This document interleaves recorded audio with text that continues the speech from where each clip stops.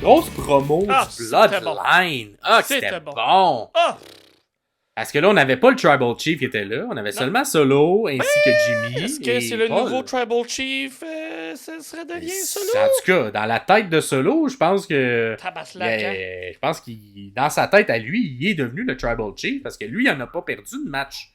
Et que, comme dirait... c'est ça que j'ai aimé, c'est que tout... Tu sais, quand tu dis de bien raconter une histoire et que tout se place et que là, j'ai maintenant hâte à voir le retour de Roman Reigns pour voir comment il va gérer cette situation-là. C'est toutes des graines qu'on laisse depuis un an aussi. C'est tout. Il y a du. Tu sais, on disait il y a quelques années, la WWE fait pas de long-term storytelling, fait pas d'histoire à long terme. Mais c'est pas vrai. Solo, c'est une histoire qui nous raconte depuis le début où Solo est arrivé il y a 2 ans. Fait que tout ça est parfait, tout ça est bon, tout ça est le fun. Puis j'ai trouvé que Solo était bon dans son attitude face à ça. En tout cas, bref, on a eu un Paul Heyman qui explique au début. Je te laisse expliquer là, l'histoire avec le Shield, le Rollins, qui explique, si on veut, pourquoi Reigns a perdu. En fait, c'est tout ce qui a été raconté pendant à la finale, au main event de WrestleMania. Exact. Dans le fond, ce qu'on a déjà analysé, nous, Heyman a donné les clés au public qu'il aurait peut-être pas, puis qui n'avait pas écouté les sommeliers, pour bien comprendre. Fait que il a choisi, c'est ça, Roman qui choisit de donner un coup de chaise dans le dos d'un Seth Rollins au lieu de s'acharner sur Cody Rhodes. C'est ce qui lui a fait un peu dévier de sa trajectoire, puis qui lui a fait perdre la ceinture. Mais Heyman commence à nous expliquer ça un peu. Puis c'est là que Solo l'a littéralement interrompu, si je me trompe pas. Solo a littéralement... il s'est approché de lui, puis il a fait qu'est-ce que tu dis? Puis là, c'est ça, Heyman, il dit qu'il a dit un peu plus tôt que perdre, ça a des conséquences, parce que là, il voulait rentrer dans le locker room du champion, mais là, maintenant, il appartient à Cody Rhodes, ce locker room-là. Puis là, vous voyez, c'est les conséquences de perdre. Et là, Solo a gardé ça en tête, puis là, il a fait, non, mais il y a des conséquences à perdre. Puis des conséquences, ça veut dire du changement. Et là, t'as tout Paul qui comprend pas, qui fait ses faces de Paul Heyman. Et là, il s'enligne pour voir Jimmy. Et là, il fait une belle caresse à la Roman Reigns. De genre, maintenant, c'est moi le Tribal Chief. Et il dit qu'il l'aime. Et il lâche. Et là, qui arrive pas, sorti de nulle part, Tamatonga. Ah, mon Dieu. Le morceau de Bloodline qui nous manquait, et qui vient attaquer Jimmy. Qui est clairement du côté de Solo, et que là, un beatdown sur Jimmy en bonne et due forme, Paul Heyman qui capote, qui dit c'est pas ça que le Tribal Chief il veut, arrêtez, blablabla. C'était très bon, c'était très bien joué par tout le monde. Et là, on s'en est suivi des likes dans la gorge à répétition de Jimmy. Ça s'est donné des likes. Et même Heyman qui a eu peur de Solo. Il a essayé d'appeler avec son téléphone de Tribal Chief. Il a fait call Roman Reigns. Puis Solo qui a pris le téléphone de Roman et qui a littéralement sauté dessus, qui l'a brisé son téléphone. On ne contacte pas le Tribal Chief parce qu'il lui a dit plus tard, je pense que c'est après dans le corridor, Solo lui a dit que c'est des ordres qui venaient du Tribal Chief, tout ce qu'il a fait là. Exact. Puis là, est-ce que c'est ce qui veut dire que c'est lui le Tribal Chief? C'est ses propres ordres? Je sais pas. C'est Roman Reigns qui a dit de dire ça, mais qui n'a pas passé par Paul Heyman. C'est-tu The Rock qui se considère maintenant le Tribal Chief et qui lui a donné l'ordre? Tout ça est des bonnes réponses, c'est ça, des bonnes histoires écrites. Tu sais pas ça s'en va où, mais c'est intéressant. Puis j'ai aimé ce que ça a créé au personnage de Solo. Là, est-ce qu'on va créer 2 mini Bloodlines à l'intérieur du Bloodline, avec d'un côté Tamatonga Solo et avoir qui d'autre, de l'autre côté Reigns et Jimmy, va-tu avoir cet affrontement-là?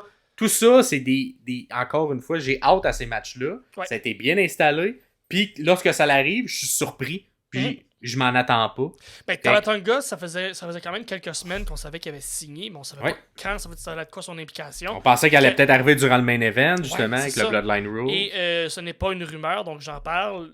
Jacob Fatu aussi a signé, et qui est un autre Samoan, qui est le grand frère des Usos, l'autre petit frère des Usos et de... ou un cousin. Écoute, dans la grande famille, là, Jacob Fatu est là. Et Jacob Fatu, on voyait son nom dans l'arbre il y a quelques mois dans la conférence de presse. Donc, ça va être quoi son implication à Jacob Fatu, qui était champion de la NWA pendant des années, là. Bref. Mais c'est intriguant, c'est vraiment intéressant ce qui se passe. C'est comme. Moi, je pensais tellement que cette histoire-là allait s'écraser après que Roman perd la ceinture, mais on réussit à garder ça frais, on réussit à garder ça le fun, intriguant, on se pose des questions, on sait pas où ça s'en va. Moi, j'ai jamais été autant excité avec le Bloodline que depuis que Sami Zayn était là. Fait que... je suis content.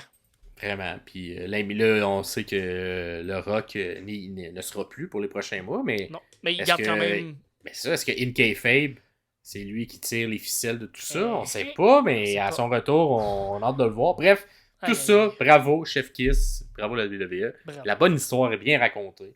Et c'est peut-être ce qui manquait au Raw après Mania, un truc comme ça. Ouais. Qu'on a gardé pour le SmackDown.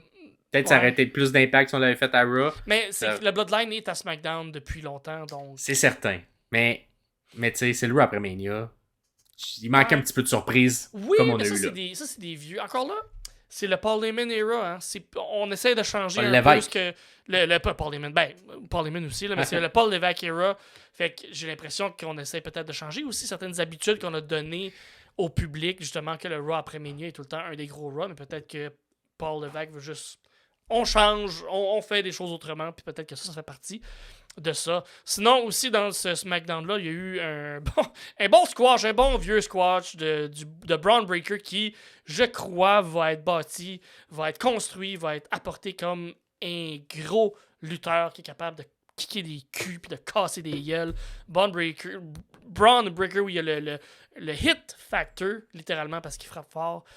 J'aime beaucoup. Il est léger sur ses jambes. Et il a donné une rince à Cameron Grimes. Allez voir ce squash. La dernière fois qu'on va le voir, on sait pas. Cameron Grimes. J'ai hâte de voir Ouais.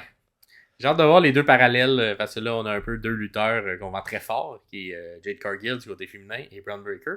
Fait que voir si leurs histoires en parallèle vont se poursuivre et avoir un peu la même aura autour des deux, parce que clairement, ils ont le même aura au départ. Ouais, exactement. Puis sinon, la dernière chose que moi j'ai retenue dans ce SmackDown-là, c'est Tiffany Stratton qui arrive habillée, oui, aux couleurs de personnage, la personnage principale dans Clueless. Ça m'a fait beaucoup rire. Il y a une photo là, que vous voyez qui le montre. Ça m'a fait ça m'a fait rire, le clin d'œil à ça, si c'en est un. J'ose croire que oui. Ben, pas mal certain. Puis ça fit aussi avec le personnage de Tiffany Stratton. Ah oui.